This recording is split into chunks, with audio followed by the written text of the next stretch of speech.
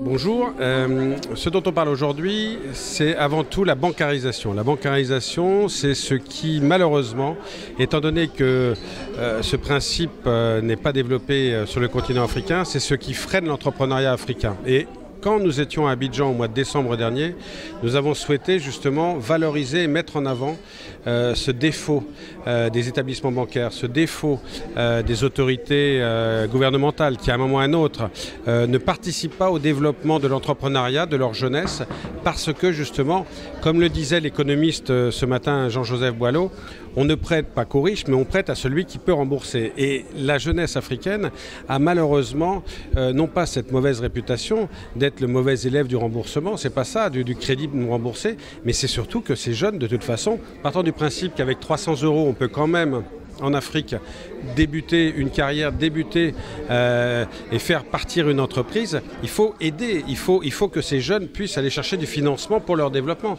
Et c'est ce qui fait défaut malheureusement en Afrique. Alors, en fait, le livre blanc, c'est l'ensemble, c'est la synthèse des travaux qui ont eu lieu pendant 3 jours à Abidjan. Vous avez 40 pages. Les 40 pages vont vous amener à réfléchir, à aborder de nouveau les thématiques comme effectivement la bancarisation à travers le développement des entreprises, à travers tout ce qui se fait justement au niveau des établissements bancaires. Donc tout ça, vous allez le retrouver dans le livre blanc. Mais vous allez aussi retrouver d'autres thématiques comme la place de la femme dans l'économie africaine, comme l'accès au foncier avec ce problème justement de à qui appartient le foncier en Afrique, comment faut-il avec le cadastre utiliser ces opportunités que justement les notaires francophones mettent à disposition des gouvernants et des gouvernements africains. Donc oui, à travers notre livre blanc, vous retrouverez toutes les grandes thématiques qui ont été abordées pendant 3 jours à Abidjan. Alors déjà, il faut vous dire une chose, c'est que ceux qui sont là aujourd'hui n'étaient pas là à Abidjan.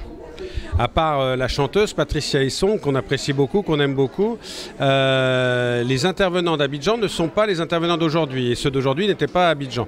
Pourquoi? Parce qu'on a voulu que les intervenants d'aujourd'hui aient un autre regard et une valeur ajoutée, et justement un regard vierge par rapport à ce qui s'est dit à Abidjan. Donc aujourd'hui, on va traiter d'autres thématiques tout en revenant sur celles que l'on a abordées à Abidjan, mais avec des intervenants différents, des interlocuteurs différents. Et surtout, c'est ce qui fait la richesse, c'est toute cette multiplicité et cette profusion d'avis et de réflexions. C'est ce qui fait la richesse de nos débats. Mais écoutez, on la voit peut-être plus simplement qu'on ne l'avait imaginé, puisque l'ambition c'est de créer un partenariat avec la Chambre de commerce, et évidemment avec la Chambre de commerce d'Abidjan. L'idée c'est de mettre en place un incubateur qui sera hébergé par la Chambre de commerce à destination de la jeunesse africaine, et en particulier de la jeunesse ivoirienne, mais également de la sous-région. Donc, de façon très pragmatique, on